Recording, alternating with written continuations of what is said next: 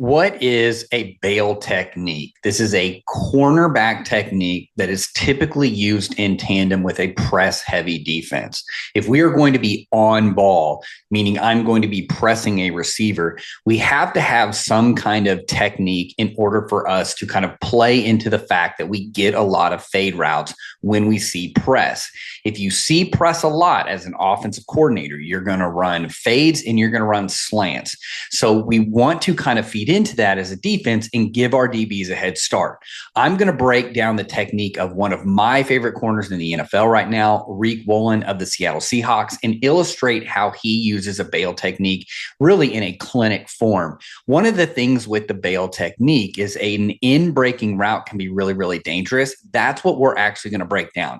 I love starting with the hardest thing first because it really exposes the best technique and the best way to do it. Let's get into the tape. Riq Woolen is an anomaly. He's 6'4", he's almost 210 pounds, and he moves as though he's 5'9". And what we want to watch here is really the progression into what is a bail. So here we have a soft press look. And a corner like Woolen, who has the length and who has the physicality, you want to use him as press. He's pressed more than a lot of corners in the NFL. Now, here we have an outside leverage already. He's not really on the ball like we have down here. You can see actually both of these corners are outside leverage. And that's key because we have a closed post safety. And what we want to do is essentially with our press, we want to funnel him here.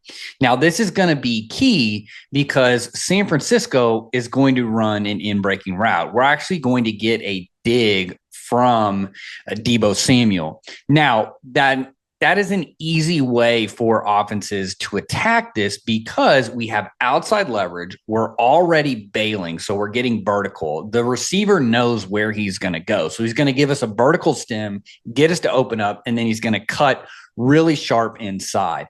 And that's why technique in this is not just get back as deep as you can, really quickly bail. This is a technique-based scheme, and this is a technique-based fundamental that corners need to have, especially if they're going to be on ball and they're going to press.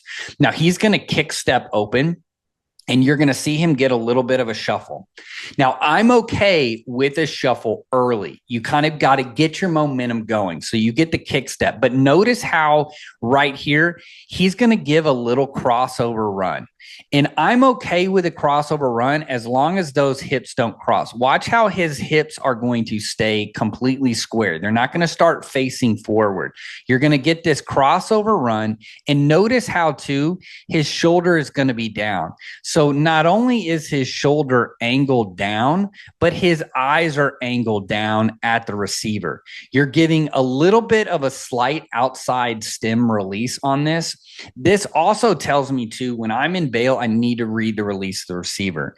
If it is a little outside stem, notice how he does not break the glass of the numbers. And what I mean by that is he's not breaking the glass of the bottom of the numbers. He is not pressing me outside. If he's going to press me outside, then I know right now I'm getting a fade route.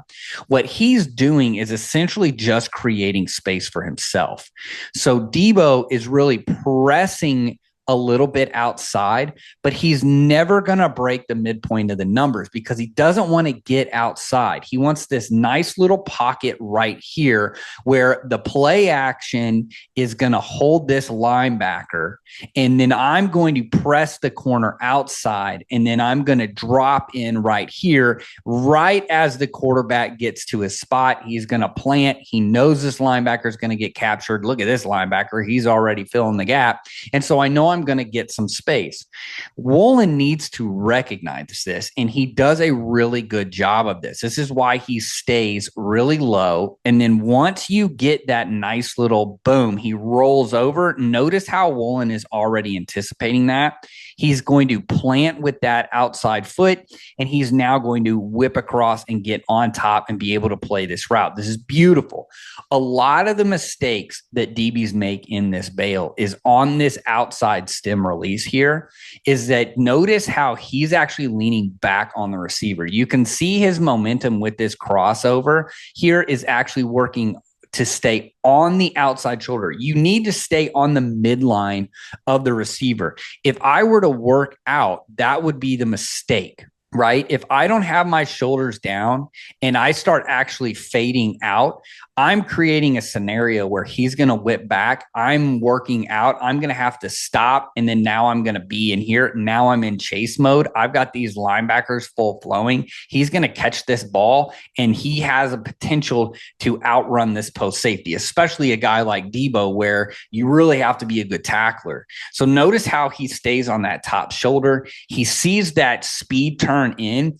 And really, you can do all you want with the receiver and say that this isn't a good route. He's doing exactly what he's taught to do, which is press the near hip of the DB, make him feel stressed out a little bit that, hey, I need to go. Woolen doesn't ever stress. And this is why I wanted to do this for this particular what is a bail technique clinic. So he's going to keep his eyes down, his shoulders down. He stays in a crouched position.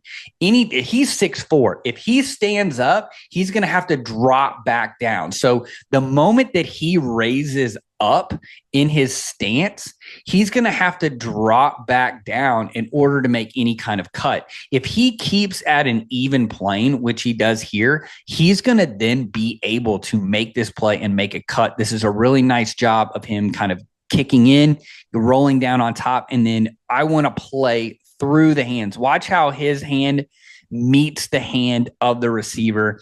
Debo's going to have to make a one-handed catch. You could argue here, hey, the quarterback needs to throw him open, but Woolen's got the momentum too. He could even tip this as well. So even if this was a really good play, he's got the presence and the wherewithal to be able to punch through the hands. He does a really good job here. And again, we see a really nice, what is a bail technique?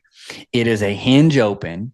I'm going to shuffle, crossover step, shoulders down, eyes down to the receiver. I'm feeling the departure. He doesn't break glass. The moment that his hips and eyes start rolling inside, I start rolling inside. I attack the top field shoulder, and then I play the ball. That's why he goes underneath. Notice how he goes underneath when he sees the trajectory of the ball. If the ball doesn't go behind him, he stays on the top shoulder, compressing this down. Now, that's another point of emphasis. Stay on top and compress the shoulder. The DB has every right to his spot on the field. We don't want him to climb. I want to compress this. I want this to go down. I don't want the quarterback to be able to throw into any kind of space. And this is a really good example from Woolen. Let's let it roll through from the get-go. We're watching Woolen at the top, crossover step, shoulders down, eyes down, get on that top shoulder, see the ball, punch through the hands, finish the drill. Great technique in answering that question of what is a bail technique.